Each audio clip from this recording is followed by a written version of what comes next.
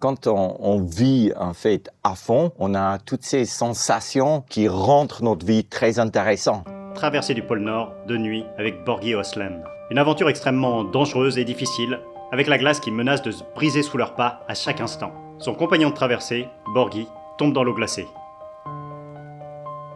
Mike décide de ne pas aller le sauver, continue sa route en souhaitant juste que sa mort soit rapide et sans douleur. Quelques dizaines de pas plus tard, il se ravise et retourne sauver Borghi. Plus tard, dans la tente, Borghi lui demandera « Mais Mike, pourquoi t'es revenu me sauver finalement ?» Mike répondra alors « Je n'ai pas fait ça pour toi, Borghi. J'ai fait ça pour moi. Parce que si je continue seul la traversée, j'ai pas assez de chances de survivre. » La mort était très présente en fait dans tout ce que j'ai fait de ma vie. Bien sûr que vous connaissez Mike Horn. Ce type est une légende. Et à moins de vivre au pôle Nord, vous en avez forcément déjà entendu parler. On peut même pas dire ça parce qu'en réalité, même au pôle Nord, il y est déjà allé plusieurs fois. Mais qu'est-ce que c'est exactement, la philosophie de Mike Horn? Pour rêver grand, il faut avoir peur de tes rêves. Une des composantes principales de sa philosophie, c'est ce que j'ai appelé l'égoïsme utile. Il prend des décisions difficiles en pensant d'abord à son propre intérêt. Et c'est pas forcément une mauvaise chose. Les décisions de Mike sont prises dans un seul et unique but, survivre. Et donc avoir la possibilité de revoir ses filles à l'arrivée. Merci d'être rentré, Babs. Et peu importe ce qui se trouve sur son chemin, cette valeur de survie est tellement importante que ça le fait surmonter tous les obstacles. La survie guide toutes ses décisions. Il ne faut pas chatouiller les couilles de lion, ça va pas. Cette sorte d'égoïsme, parfois discutable, lui a quand même permis de sortir de situations quasiment impossibles et de survivre à chaque fois. On pourrait voir ça comme une application directe du conseil en cas de dépressurisation en avion, quand le masque tombe, de d'abord s'aider soi-même et de survivre avant d'aider les autres. Pour Mike Horn, c'est d'abord sa survie, et ensuite, s'il peut, il va aider les autres. Et ce qui est hyper intéressant avec Mike Horn, c'est qu'il n'a pas peur de notre jugement. Tu peux même pas chier dans l'eau parce qu'il y a des bactéries qui rentrent. C'est des choses intéressantes pour moi, et puis ça m'excite. Dans son livre, il nous partage également ses décisions les plus discutables, les plus égoïstes, sans ressentir le besoin de se justifier ou d'améliorer la réalité. Quand on commence de faire beaucoup de règles et puis des introductions aux enfants, c'est là où on crée une société qui est un peu faible. Mike Horn nous fait grandir en tant qu'être humain. Il nous montre que toutes nos limites sont avant tout mentales et que nos véritables capacités dépassent largement tout ce qui est habituellement envisageable. Dès qu'on confronte un problème, on recule en disant non, c'est trop difficile. Et tu peux pas grandir dans la vie comme ça. Mike Horn a toujours été un aventurier dans l'âme. Dès le plus jeune âge, il part sillonner la campagne sud-africaine en vélo, en essayant à chaque fois de repousser ses limites, comme la fois où il essaye d'atteindre la maison de ses cousins en vélo, maison qui se trouve à 300 km de chez lui. Il s'essaye ensuite à la vie classique de salarié, mais plaque tout au bout de quelques mois de manière radicale. Il donne tout son argent, toutes ses possessions à ses proches, va à l'aéroport et achète le premier billet longue distance, direction l'aventure. À cette époque, seuls 3 pays acceptent les ressortissants sud-africains, et le seul vol pour lequel il y a une place, c'est direction la Suisse. Suisse? Donc il embarque avec seulement un petit billet en poche et décide de repartir de zéro dans un autre pays. On voit bien que la débrouille, ça fait partie de son ADN, et que c'est le seul mode de vie qui le rend heureux. Mais Mike Horn, c'est pas un extraterrestre. Mike Horn, c'est vous, c'est moi. En réalité, on a tous un Mike Horn qui sommeille en nous. Mike Horn, c'est la version de nous qui n'aurait jamais eu peur de prendre des risques, qui aurait systématiquement choisi la version aventure au lieu de la jouer sécurité. Et quand on rêve trop petit, on marche sur les plats. Et puis la vie, c'est pas seulement un chemin plat. Mais Mike Horn n'est pas un fou pour autant, car il y a une véritable logique dans la vie de Mike Horn. C'est quelqu'un qui ressent le besoin de se prouver des choses, d'aller à la limite, et qui a besoin de se retrouver face à l'adversité pour se sentir heureux dans sa vie. C'est quelqu'un qui a choisi d'avoir une vie large et intense au lieu d'avoir une vie longue et monotone. Quelles sont les limites du système Mike Horn? La première limite que je vois, c'est que cette casquette ne me va pas du tout. Qu'on va la remettre comme ça. Mike Horn est lui-même conscient de la chance qu'il a d'être encore en vie. Il est surpris d'avoir survécu à sa femme et à certains de ses amis. Jamais de ma vie, j'ai pensé que je veux vivre plus longtemps qu'elle. Parce qu'avec son mode de vie, son espérance de vie est plutôt courte. Malgré toutes ses compétences, tout son entraînement, toutes ses capacités à survivre, statistiquement, il n'avait que peu de chances de réussir à rester en vie aussi longtemps avec toutes les aventures qu'il a faites. Il avoue lui-même avoir tutoyé la mort à de nombreuses reprises, et il y a certainement eu, en plus de ses bonnes réactions, une part non négligeable de chance dans le fait qu'il ait réussi à survivre. Ça s'est souvent joué à quelques centimètres, à une fraction de seconde. Et quelqu'un d'autre qui ferait les mêmes choix de vie que lui n'aurait peut-être pas du tout le même destin.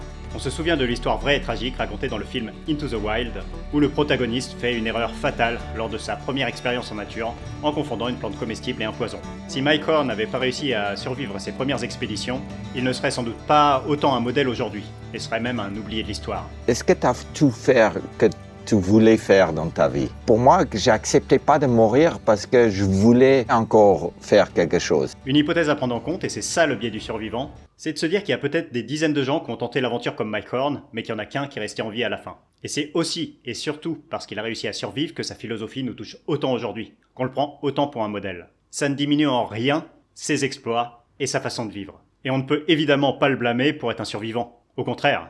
Que peut-être aujourd'hui c'est mon anniversaire, mais ça peut être aussi ma dernière jour. Dès que je fais une erreur, c'est fini et je peux plus jamais grimper. Et d'ailleurs, il a toujours dit que c'était dangereux, qu'il avait choisi une vie courte et intense, de vivre au bord de la falaise pour avoir des émotions fortes. J'aime pas mourir. On vit à 30 000 jours jusqu'à l'âge de 82 ans. On peut pas perdre un de ces 30 000 jours. On doit vivre à fond parce que c'est là où on enrichit notre vie. Mike Horn est une personne fascinante. À chaque fois où je lis un de ses livres, je me sens pousser des ailes pendant plusieurs semaines. Et même si son mode de vie est très différent du mien, c'est une des seules personnes à réussir à me faire rêver autant. Mike Horn, c'est quelqu'un qui choisit de repousser les limites juste pour voir ce qu'il y a au-delà. Et ça, c'est ultra respectable. On n'a peut-être pas tous le courage de Mike Horn, ni sa force mentale. Mais on est, nous aussi, capables, à certains moments de notre vie, de faire des choses extraordinaires. Et Mike Horn est là pour nous le rappeler. Pour nous dire que si on rêve grand, si on vit grand, on se découvrira des nouvelles capacités. On n'a même pas besoin d'aller au pôle Nord pour se dépasser, ni même de tuer des alligators à main nue. La nuit, avec la lampe frontale, d'approcher des crocodiles et de choper des crocodiles. C'est pas cette connerie là. Chacun son sommet, chacun son aventure personnelle. Et pour vous, l'aventure prendra peut-être une forme totalement différente. Pour moi, affronter ma timidité, ça a été comme grimper l'Everest pour Mike Horn. Un défi très difficile qui m'a demandé de me dépasser et qui m'a rendu très fier à la fin. Il faut une discipline dans la vie. Et puis, si tu n'as pas cette discipline dans la vie, tu peux pas être motivé. Ce qui compte, c'est que, comme Mike Horn, vous ayez cette envie farouche d'aller voir ce qu'il y a en haut, de vivre cette aventure à fond et de vous demander quelles sont mes vraies capacités, quelles sont mes limites. Parce que c'est toujours plus facile d'éviter les obstacles, de rester avec nos problèmes et nos limitations plutôt que de les affronter. Mike Horn, c'est celui qui nous dit que nos blocages sont dans notre tête. Parce qu'on est capable de bien plus que ce qu'on arrive à faire aujourd'hui. Si on s'en donne les moyens, on peut même faire des choses incroyables. Et vivre une vie plus large pour que notre passage sur Terre ne nous laisse aucun regret. On peut changer la vie, mais parce qu'on a peur de perdre notre travail, on a peur de perdre notre copain, on a peur de pas mal de choses aujourd'hui, on n'ose pas. Et puis en fait, toi, tu es le seul conducteur de ta vie. En préparant cette vidéo, les mots et la philosophie de Mike Horn ont pris une importance plus grande encore dans ma vie. Parce que j'ai appris le décès d'une amie proche pendant que j'écrivais cette vidéo. Ça m'a rappelé qu'on n'a pas le droit d'attendre. On n'a pas le droit de vivre notre vie seulement à 30% en se disant qu'un jour ça sera mieux. Parce qu'on sait pas s'il y aura un lendemain. Mike Horn n'est pas un surhomme. C'est un mec normal avec ses failles et ses défauts. Et c'est ça qui le rend aussi inspirant. Parce que le succès, ça se fait sur la durée, pas juste sur un petit exploit. Il s'adapte aux difficultés que la vie lui propose, et c'est ça que j'aime chez lui. Cette capacité à toujours utiliser au mieux les ressources dont il dispose à l'instant T, sans se plaindre de ce qu'il n'a pas. On partage tous cette fascination de notre véritable potentiel.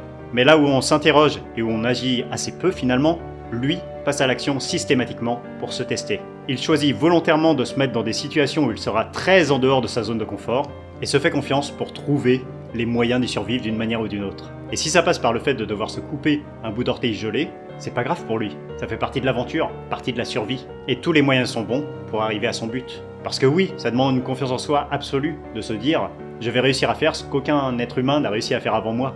Et derrière, d'y aller et de le faire vraiment, de réussir quasiment à chaque fois. Et comme le dit ce commentaire sous une de ses interviews, quand Mike Horn voyage, il prend 3 billets d'avion. Un pour lui et un pour chacune de ses couilles. Cette confiance en béton armé lui vient du fait qu'il est tellement régulièrement sorti de sa zone de confort que la peur n'est plus un problème pour lui. Elle est devenue son allié. Si Mike Horn peut traverser l'Antarctique sans assistance, on peut très certainement résoudre nos problèmes du quotidien, nous aussi. On en a les ressources en nous, il ne reste qu'à apprendre à les utiliser. La vie a beaucoup d'obstacles, mais c'est pareil pour tout le monde. La différence, c'est toi qui peux faire la différence.